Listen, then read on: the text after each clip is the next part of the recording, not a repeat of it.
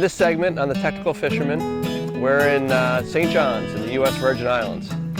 There's a lot of reasons to be in St. John's. It's a beautiful place. Most of the island is National Park, the U.S. Virgin Islands National Park. It's a great family place. I'm actually here on a family vacation where we're going to get in a little fishing. Besides the fishing, if you come here with the family, there's great hiking for the outdoorsmen. There's great snorkeling, great diving. Really wonderful place. Lots of jungle and rainforest, lots of animals, lizards, iguanas, mongoose. Beautiful place. When people think about fishing in St. John's, usually you're talking about deep water fishing, offshore. St. John's is very near some big drops where you get into marlin, wahoo, tuna, but we're going to be doing something that's not as well known in St. John's, and that's fishing inshore on the flats, just doing it ourselves, looking for bonefish. In addition to bonefish, you can get the occasional tarpon, snook, redfish, jacks, your usual mix of flats fish. But believe it or not, there is some decent flats fishing here, and it's very accessible. There's lots of little beaches tucked away around the island you can jut down to. It's not kind of classic flats fishing where you have tons of small bonefish, but you get little slices you can fish, and it's beautiful driving around, checking them out. So we're going to check some out today, show you how to do it when you're here. St. John was discovered by Columbus in 1493, just 1 year after he set sail. St. John was a Danish colony until the U.S. purchased it in 1917. The island of St. John, the smallest of the U.S. Virgin Islands, is legendary for a tranquil, pristine beauty rarely found in the world today. Famed venture capitalist and conservationist Lawrence Rockefeller visited St. John in 1952 on a sailing trip, discovering an island paradise almost entirely covered by untouched jungle. With a strong desire to protect the future of this magical, unspoiled place in an era of rapid tourism development, Rockefeller purchased a large part of the island and donated it for the creation of the Virgin Islands National Park in 1956. I'm going to run through your checklist of stuff for St. John's do-it-yourself flats fishing. Usual bone fishing gear is 8 or 9 weight. I always like to go a little higher. Here in St. John's, there's not a lot of bonefish, but the bonefish that are here are big. So the 9 weight will help you with that size, and also 9 weight will help you a little bit throw into the wind. For me personally, I have a 4-piece fishing rod, so I can travel with it. Packs up nice. I can get it right in my bag. 9 weight line, floating. You may want to also have a spare spool intermediate in case you get in a little bit deeper water, but for the shallow water flats fishing like we'll mostly be doing, you want your floating line. Make sure when you're flats fishing, you usually got to have a very good and specific leader. In this case, it's a flats type leader, which is at least 10 feet long, and it's lighter weight line. This is a 10 feet, 10-pound test at the tippet.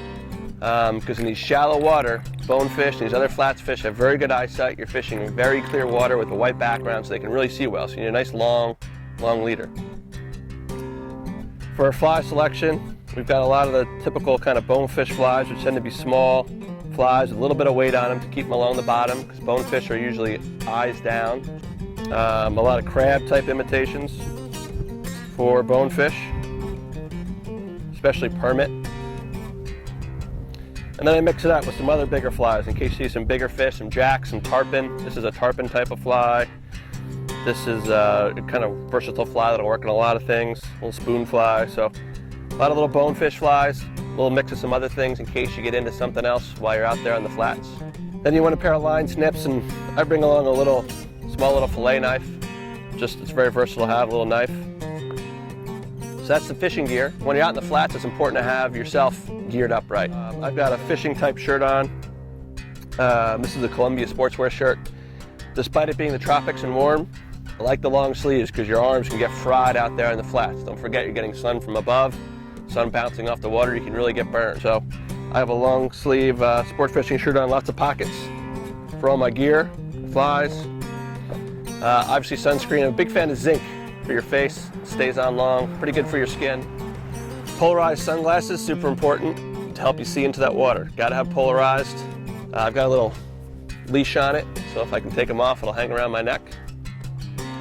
Good hat's important. Ideally, you have a little more of a specific flats type hat with a long bill. Some of them will have drops to protect your ears and your neck. Those are good to have. For wading around those flats, it's good to have a flats type of shoe to help you walk around. I just got these at a dive shop. If you're also doing some snorkeling or diving while you're here, they can double up as a shoe to wear with your snorkeling fins. May not win any fashion awards with these, but they're practical. And I have a pair of shorts with a lot of pockets, something that dries easy. Another thing to have on your checklist for gear, download a Tide app so you can check the tide schedule for where you are. And that's it. We're ready to hit the flats. As far as getting around, we rented a Jeep. I think we paid about 80-90 bucks a day. There's tons of Jeeps here to rent, obviously a fun car. There's also readily available taxi services that run the island, these kind of open pickup trucks. They're fun and readily available. So most of St. John's is national park, which makes for beautiful driving. Most of the roads, all you see are forests, no little rainforests. Roads are in great shape for a Caribbean island, really well maintained. Pretty comfortable to drive. You get some steep hills and so forth, but pretty nice getting around. There was one guide I looked up here in the island who appears to be specialized in inshore and flat fishing. He has a small boat, he takes people around. He wasn't available, so the pro wasn't available. I'm going to try and do it on my own and enjoy the adventure. For my stay here on St. John's, we're staying at the Westin on Cruz Bay. And just during my brief stay here, I've seen 3 guys fishing at shorelines right along the shallow edges right next to the beach, using both light tackle spin reels with small jigs and small spoons, and guys fly fishing right along the edges of its beaches for bonefish and other flat species. Seen them fishing for bonefish right from the balcony of my hotel room. This is the beach here at Cruz Bay, not to be confused with Great Cruz Bay. Some little flats along here to hit.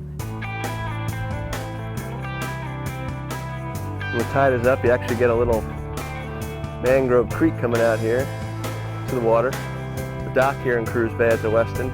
At night you get some tarpon and snook up in the lights. There's another opportunity for the do-it-yourself fishermen here. I was talking to a gentleman along the beach here who talked about some permit on the east side of the island around Coral Bay. The moral of the story is get your gear and hit the beaches. Plenty of good stuff to check out and plenty of opportunities.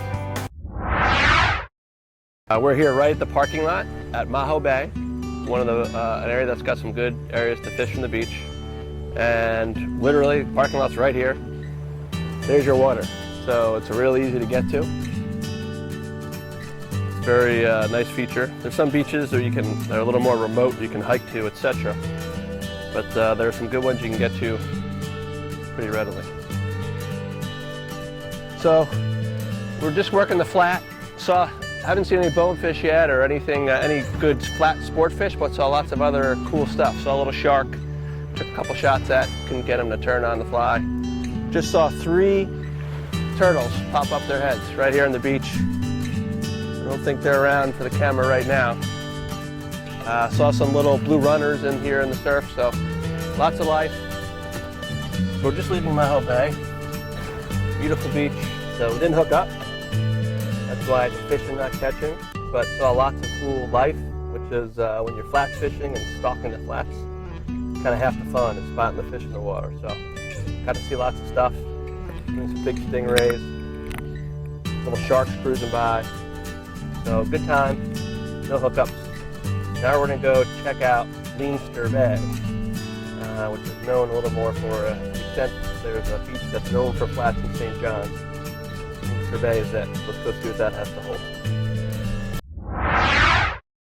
Here it is early on Leinster Bay, and we are definitely have some tailing fish action. Sun's not overhead yet, so I'm just looking for gleaming tails breaking the surface, of which we've seen quite a few.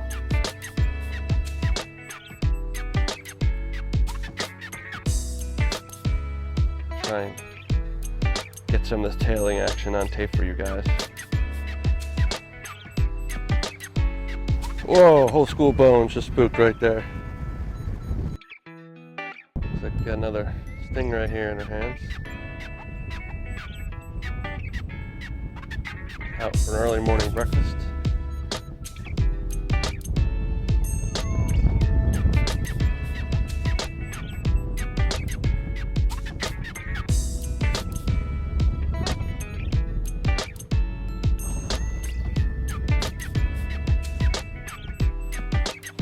Some nice mangrove trees lining the edge of Leinster Bay here, which is a good opportunity to maybe try and catch a hung up snook or tarpon,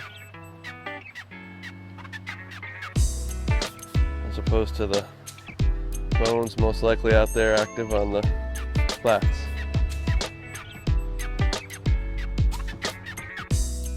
There's the very west side of Leinster Bay.